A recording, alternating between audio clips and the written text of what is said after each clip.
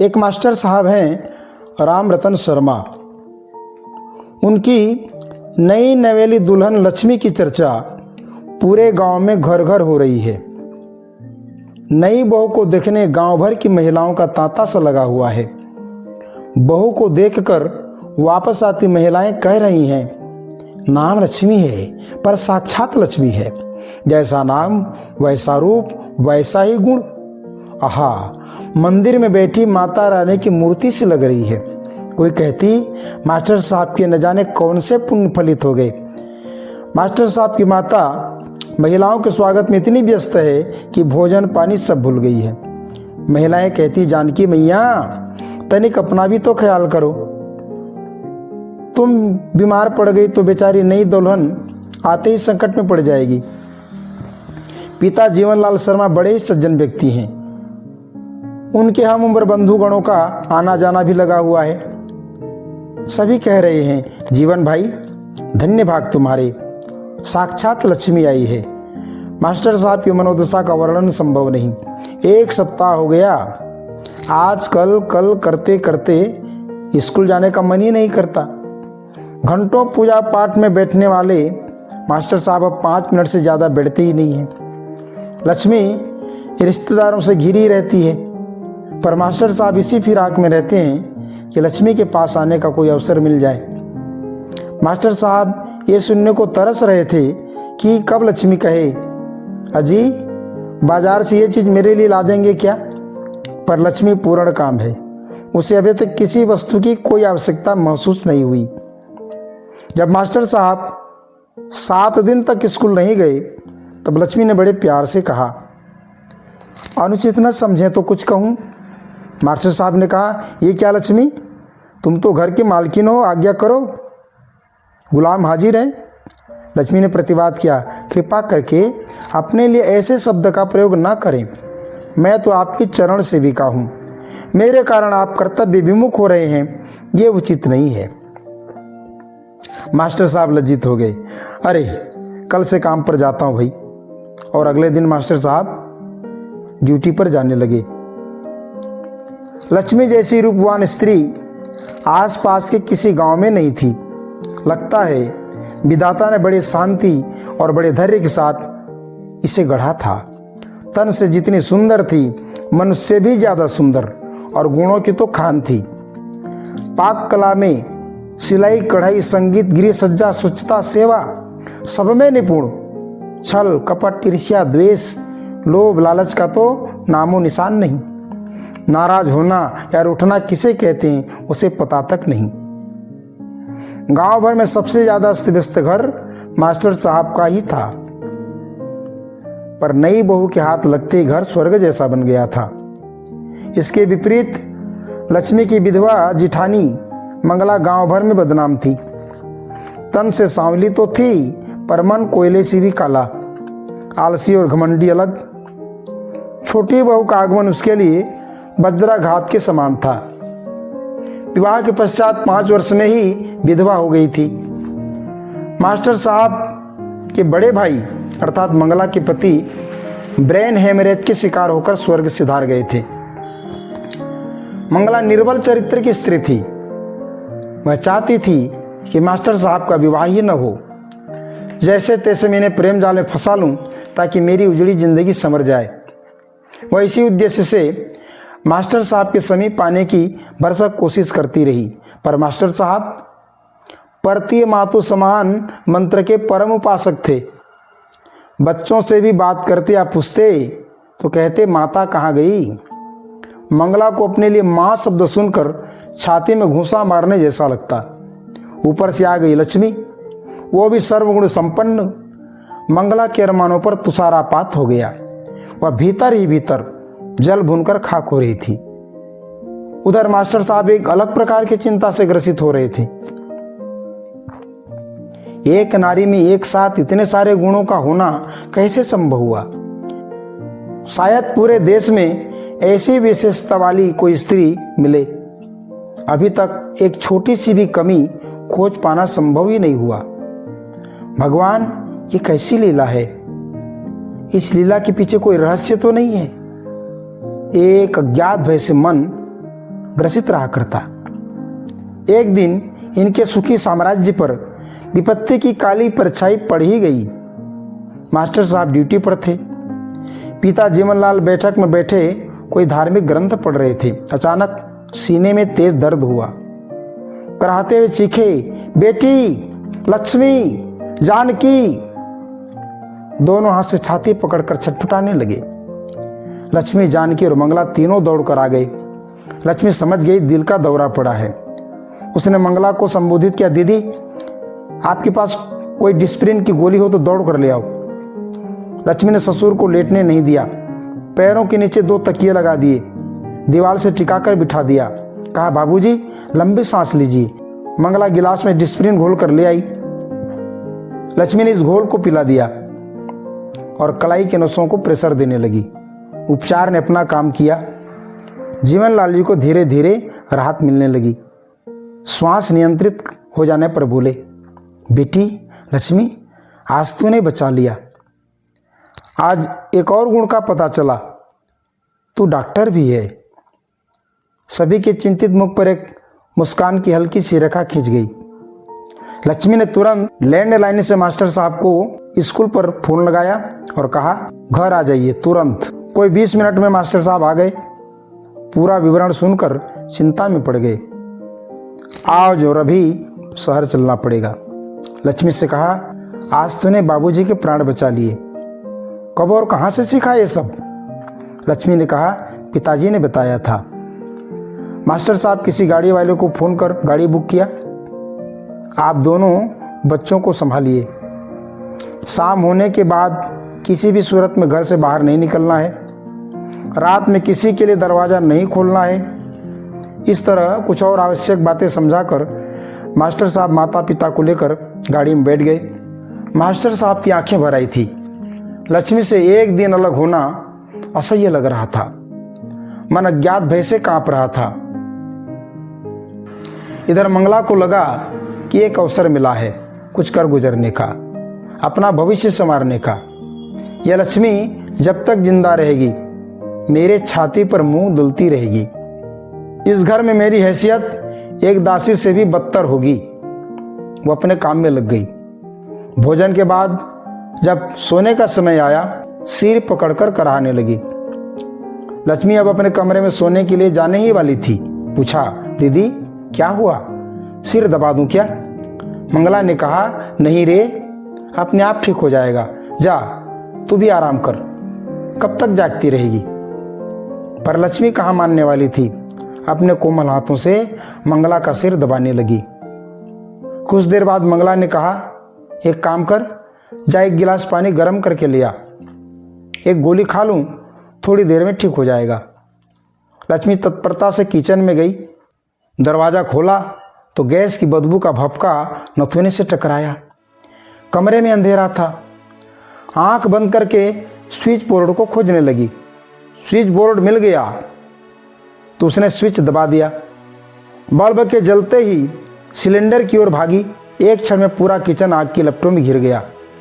इसके पहले वो कुछ समझ पाती, एक दिल दहला देने वाला भयंकर विस्फोट हुआ। छत टूट गया, दीवारें दरक गई। घर समेत पूरा मोहल्ला कांप उठा जैसे भयंकर भूचाल आ गया हो। बिजली चली गई।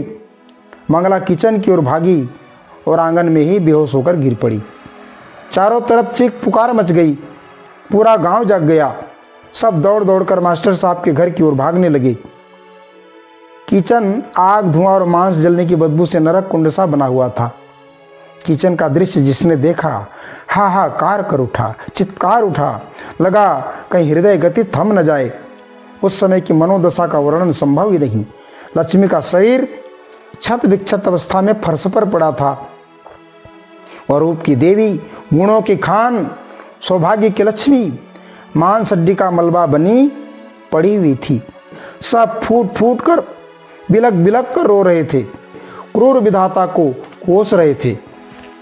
मास्टर साहब को सूचित करने का ख्याल तो आया, पर किस अस्पताल में गए हैं ये पता नहीं था।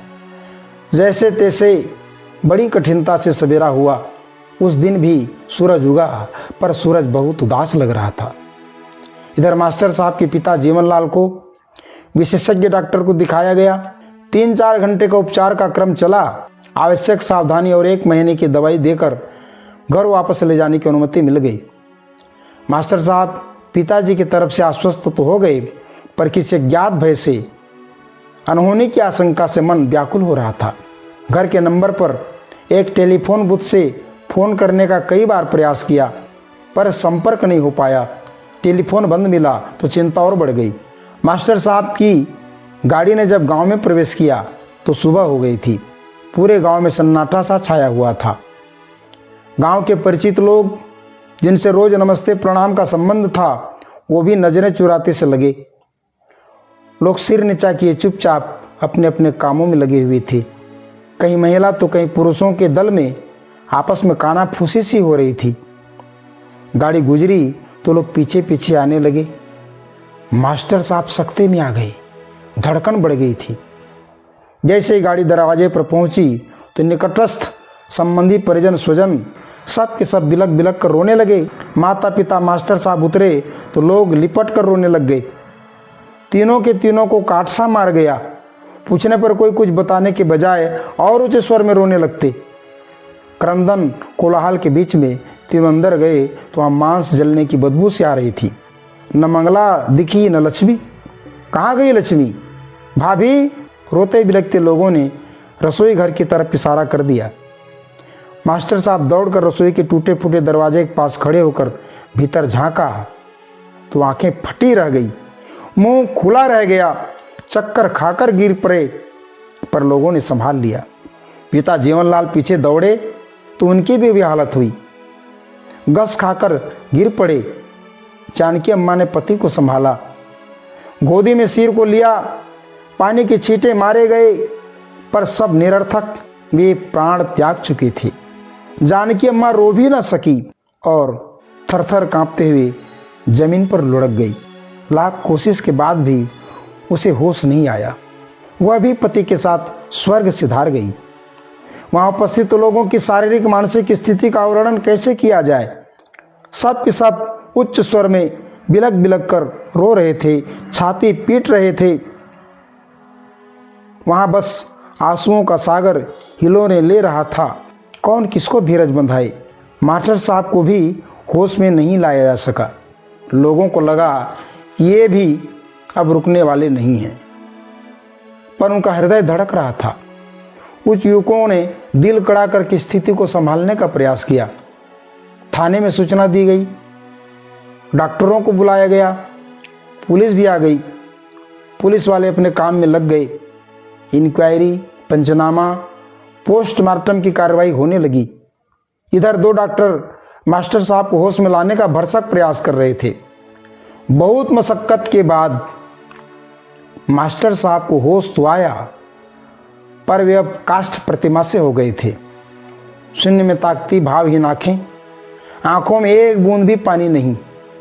डॉक्टर ने कहा, जीवन को बचाने के लिए इनका रोना बहुत जरूरी है। लोग कान के पास चिक चिक कर कह रहे थे, भैया, मास्टर जी, लक्ष्मी हमें छोड़कर चली गई है, माता पिता भी चले गए, चलो उठो भैया, अंतिम संस्कार के लिए तो उठो। न जाने विधाता ने कौन से कर्म का ऐसा भीषण और क्रूर दंड दिया है, पर मास्टर साहब जी ना कुछ बोल रहे थे ना सुन रहे थे। लोगों ने उन्हें पकड़कर उठाया, यंत्रवत उनसे मरणोत्तर क्रियाकर्म कराने लगे। कब पोस्टमार्टम हुआ, कब स्मशान गए, कब चिताएं जलाई गई, कुछ भी पता नहीं। उनके मस्तिष्क ने सोचना विचारना बंद कर दिया था। उठाओ तो उड़ जाए, बिठाओ तो बैठ जाए, चलाओ तो चलने लगे और छोड़ दो तो गिर पड़े। अंत्येष्टि के बाद गांव भर के स्त्री पुरुषों ने स्नान कर जलांजलि दी और अपने अपने घरों को गए। सब बाहर से चुप मौन, पर भीतर भूकंप की त्रासदी मची हुई थी। मास्टर साहब को बिस्तर पर लिटाया गया। गले के नीचे कुछ तरल पेय पदार्थ उतारने का प्रयास किया गया, पर सफलता नहीं मिली। आखिरकार डॉक्टरों के द्वारा ड्रिप चढ़ाकर जीवन को सुरक्षित करने का प्रयास किया गया। अब रात गहराने लगी थी। स्वजन परिजन जहाँ तहाँ पसरने लगे थे। ग्रामवासी अपने अपने घरों को चले गए। मंगला अपने कमरे में एक कोने में दुबकी सिमटी पड़ी हुई थी। पाप के पहाड़ में दबी उसका कचमुर निकल रहा था। किसी ने उससे बात तक नहीं की। सबने मान लिया था कि इसी पिशाचिनी ने स्वर्ग समान घर में आग लगाई है। मंगला को अपने करतूत की भयंकरता अब समझ में आई, पर अब इससे क्या होना था? इस समझ का क्या मूल? मास्टर साहब काष्ठ प्रतिमा से बिस्तर पर पड़े रहे। मध्य रात्रि में कुछ विचित्र सा घटा। मास्टर साहब की चेतना कुछ लौटी और वे सोच पाए कि उनकी दुनिया उजड़ चुकी है। कुछ भी नहीं बचा। प्रेम, उल्लास, आनंद, रोमांच भरा स्वर्ग जैसा जीवन नरक में बदल चुका है। सारा शरीर थर थर कांपने लगा। आंखों से अश्रु की धारा फूट पड़ी और तभी आंखों के सामने अत्यंत दिव्य रूप में लक्ष्मी प्रकट हो गई। मास्टर साहब चीख से पड़े, लक्ष्मी तुम जीवित हो? लक्ष्मी की आंखों में आंसू थे। मैं तो आपकी जन्म जन्म की दासी हूं मेरे देवता। आपने अपनी कैसी दशा बना रखी है? ये कैसा पागलपन है? जो कुछ हुआ है विधाता की लीला है। बाहर से सर्वनाश जैसे दिखने वाली इस घटना में मंगलमयी योजना का बीज है।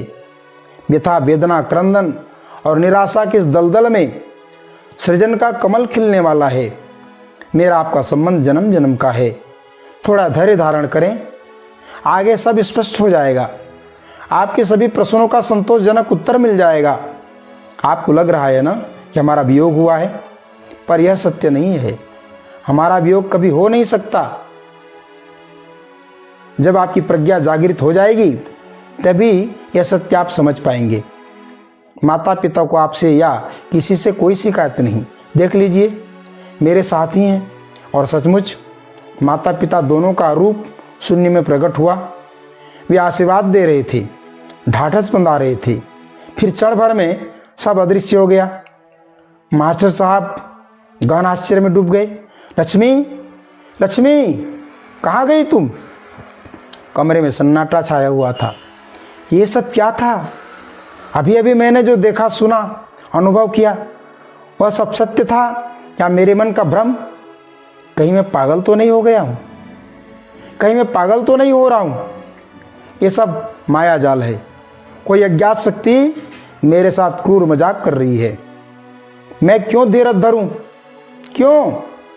लक्ष्मी, अगर तुम सचमुच में आई थी तो एक बार और प्रकट हो जाओ।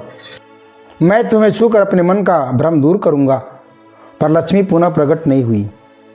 देख लिया, स्पष्ट हो गया कि मैंने जो कुछ अनुभव किया वो सब मेरे मन का भ्रम है। मेरा मस्तिष्क का संतुलन बिगड़ चुका है। अब शरीर को ढोने का कोई लाभ नहीं, कोई उद्देश्य नहीं। हे विधाता, तुम अपना दिया हुआ जीवन वापस ले लो। मैं क्यों जीऊं और किसके लिए? व्याकुलता बढ़ने लगी। कमरे में इधर से उधर टहलने लगे। किसी अज्ञात शक्ति के विरुद्ध उनका क्रोध उबलने लगा। पूरे शरीर में जलन सी होने लगी। बस यही है जीवन का सत्य। जीवन कुछ नहीं, धोखा है। धिक्कार ऐसे जीवन को। अभी इसको समाप्त करता हूं। ऐसा सोच दबे पांव घर से बाहर निकले। चारों तरफ घूप अंधेरा था, बिजली गुल थी। गांव से बाहर आए और भागने लगे। रास्ते का कोई अर्थ नहीं, दिशा का कोई मतलब नहीं। हाथ टूटे, पैर टूटे या सिर कहीं टकराकर फूट जाए, समाप्त ही तो करना है। बस अंधाधुंध भागे जा रही थी। किधर कांटे हैं, झाड़ी है, पत्थर या खेत, कोई मतलब नहीं। अरे जिंदगी, आज तुझे ख़त्म करके ही रहूँगा। लगा सारा संसार जल रहा है। चारों तरफ गैस के सिलेंडर फट रहे हैं। आग, धुआं, तेज लपटों में फंसी जिंदगियां चीख रही हैं, चिल्ला रही हैं। भागते भागते घनघोर जंगल में पहुंच गए। पर आश्चर्य, शरीर में कहीं खरोच तक नहीं आई। सांस फूल रही थी धोखने की तरह। अच्छा, फूलने दो सांस को। इतना तेज दौड़ूंगा कि ये फट पड़े और दौड़ने लगे और एक स्थान पर होश खोकर गिर पड़े। जब आँख खुली, आँखों के सामने चांदी जैसे शुभ्र धवल केश और दाढ़ी मूछ से ढके तेजोदीप्त साधु के दर्शन हुए। वे इसके सिर पर हाथ फिराते करुणा प्रेम की वर्षा सी कर रहे थे। आंख मिलते ही एक गहरी मुस्कान के साथ बोले, उठो वत्स, अब कैसे हो? मास्टर साहब हड़बड़ा कर उठ बैठे। बड़े आश्चर्य से उस दिव्य पुरुष को एकटक देखते रहे। फिर बोले, आप कौन महात्मन? मैं यहाँ कैसे? मैं जीवित कैसे बच गया? तुम क्या समझते हो मैं तुम्हें मनमानी करने दूंगा? तुम आए नहीं, लाए गए हो। पर आप हैं कौन और मुझे कैसे जानते हैं? मैंने तो कभी आपको देखा तक नहीं। हे पुत्र, मैं तुम्हारा गुरु हूं। पर आप मेरे गुरु कब कैसे हुए? साधु ने आदेश के स्वर में कहा, पहले सुखासन में पालथी मारकर बैठो, आंखें बंद करो और कमर सीधी रखो। अजीब सा सम्मान था साधु के स्वर में।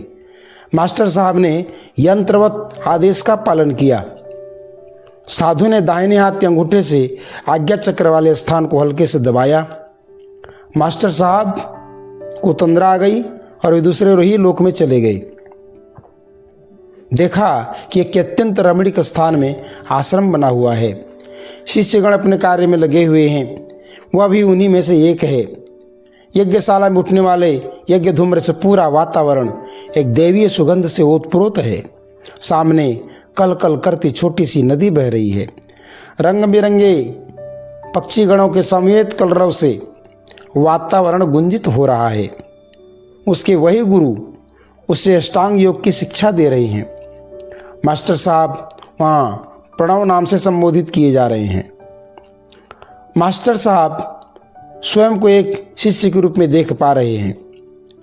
प्रणव ने यम नियम आसन प्राणायाम प्रत्याहार धारणा तक की कक्षा पार कर ली है, पर ध्यान नहीं सध पा रहा।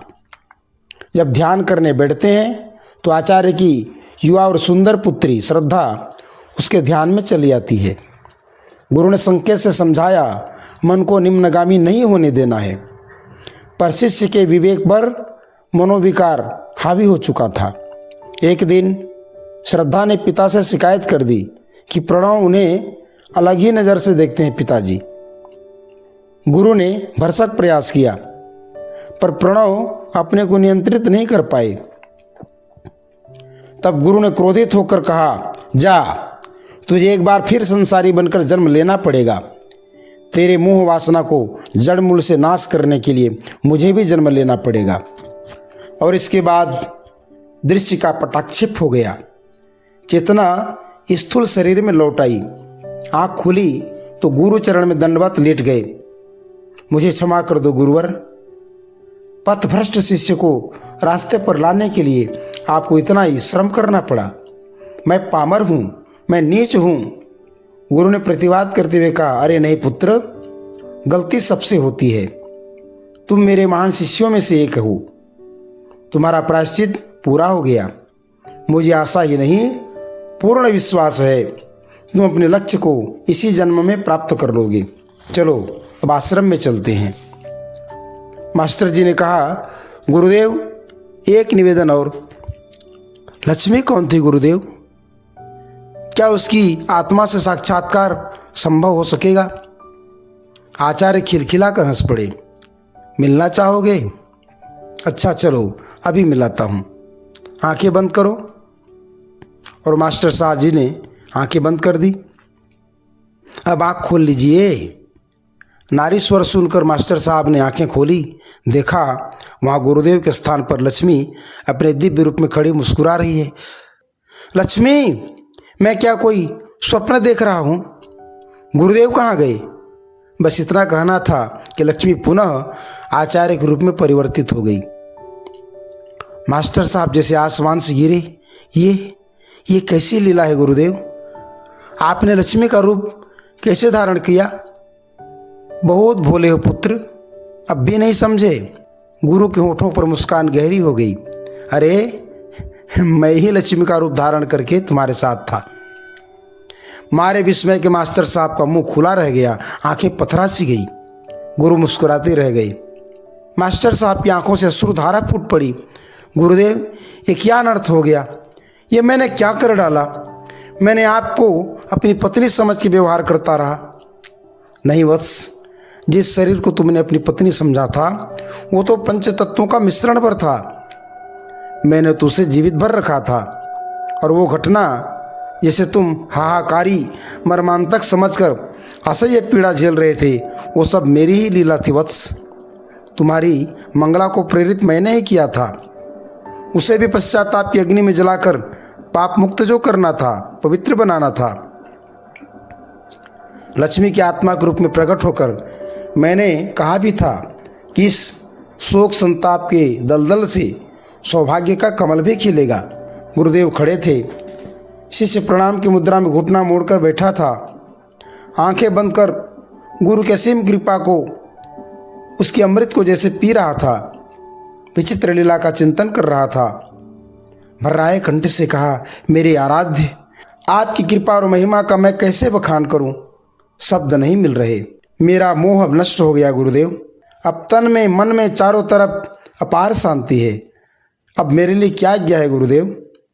अभी मेरे द्वारा संरक्षित इसी क्षेत्र में रहकर अपनी अधूरी साधना पूर्ण करो वत्स। इसके पश्चात तुम्हें पूरे भारतवर्ष में भ्रमण करना है। जनमानस को नव जागृति का संदेश सुनाना है।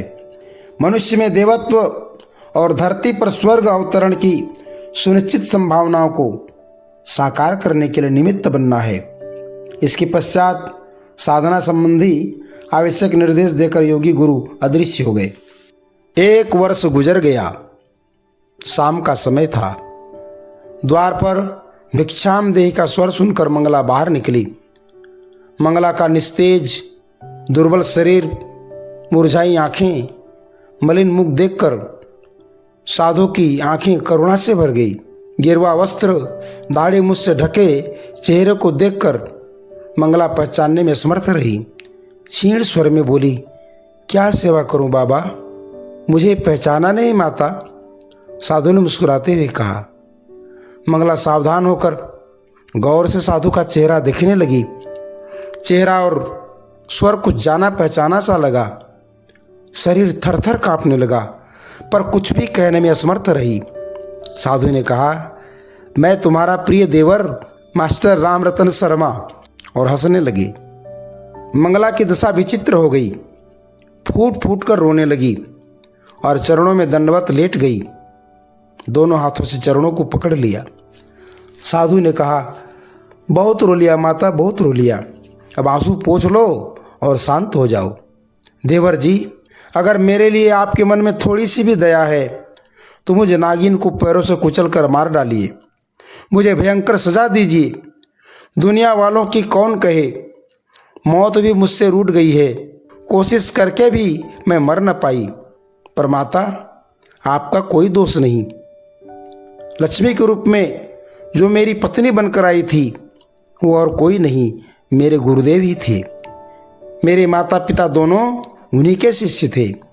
जो कुछ हुआ, जो कुछ घटा, सब उन्हीं की लीला थी, मुझे मोह से उबारने के लिए। यह दृश्य देखकर गांव के लोग एकत्रित होने लगे। मास्टर साहब ने अपना दोनों हाथ ऊपर उठाकर कहा, मैं आपका मास्टर रामरतन शर्मा वापस आ गया हूँ, पहले से भी अच्छा मास्टर बनके। बस इतना सुनना भर था कि लोग खुशी के मारे चीख से पड़े, मास्टर जी वापस आ गए, मास्टर साहब वापस आ गए। यह खबर जंगल की आग की तरह पूरे गांव में फैल गई। लोग भागे भागे आने लगे। आज 1 वर्ष के बाद पहली बार चेहरे पर रौनक लौटी थी। 1 वर्ष तक गांव में कोई त्योहार नहीं मनाया गया। किसी को किसी बात पर खिलखिलाकर हंसते हुए नहीं देखा गया। पुत्र जन्म पर भी किसी ने मिठाई नहीं खिलाई, न उत्सव मनाया। मास्टर साहब के आंगन में पैर रखने की जगह नहीं थी। मास्टर साहब मर्यादा अनुसार एक एक से मिल रहे थे। लोगों की प्रसन्नता का वारा पार न था, पर उनके नए रूप से लोग चकित भी थे। मंगला धन्य धन्य हो रही थी। उस शाम पूरे गांव में होली, दीपावली, दशहरा सब एक साथ मनाया गया। पूरे गांव में हर आंगन में चौक पूरे गए, मंगल कलश स्थापित किए गए, बंधनवार से द्वार सजाए गए। रात में बड़ा सा पंडाल लगाया गया, मंच, माइक और लाइट की व्यवस्था की गई। रात में मास्टर जी अर्थात महात्मा जी का प्रवचन हुआ। प्रवचन का सारांश यही था कि भविष्य उज्ज्वल है। भगवान महाकाल मनुष्य के अंदर देवत्व को जगाकर धरती पर स्वर्ग अवतरण के लिए संकल्पित हैं। उनके साथ जो घटना घटी है वह भी उनके गुरु की लीला भर थी। अब सबको शुद्रता संकीर्णता त्याग कर देवता और देवी बनना है, सतयुग के स्वप्न को साकार करना है। मित्रों, अब सुनिए इस कहानी को कहने का उद्देश्य क्या है। परम पूज्य गुरुदेव कहते हैं कि रोग शोक के रूप में जो असह्य कष्ट हमारे जीवन में आते हैं उसके मूल में ईश्वर का मंगलमय विधान ही रहता है। विपत्तियां शिक्षक की तरह कान उमेट कर हमें जगाने आते हैं। हम सबके पिता परमात्मा या नहीं चाहते उसका कोई भी पुत्र दीन दुर्बल होकर पतन के गर्त में गिर जाए, नर पशु और नर पामर का जीवन जिए। इसलिए दुख कष्ट देकर जल्दी जल्दी जीव को भार मुक्त करने का प्रयास किया जाता है ताकि जीव अपने परम लक्ष्य को प्राप्त करे, पूर्णता को प्राप्त करे, आत्म साक्षात्कार करे। दुख हमें सुख का महत्व समझाने आते हैं। हानि न हो तो लाभ कौन समझे। इसी तरह शोक और आनंद, दिन और रात, फूल और कांटे, संयोग और वियोग का यह क्रम बना हुआ है। मित्रों, यह मेरी एक स्वरचित कहानी है जो 15 वर्ष पहले लिखी गई थी। मुझे लगा यह कहानी पूज्यवर के संदेश को सुनाने का माध्यम बन सकती है, इसलिए मैंने आप सबके सेवा में इसे प्रस्तुत किया है। कहानी ठीक लगी हो तो सब्सक्राइब करना ना भूलें, लाइक करें और अपने मित्रों के साथ शेयर जरूर करें। अच्छा, प्रतिक्रिया में कुछ न कुछ जरूर लिखें, इससे बड़ी प्रेरणा मिलती है। ओम शांति।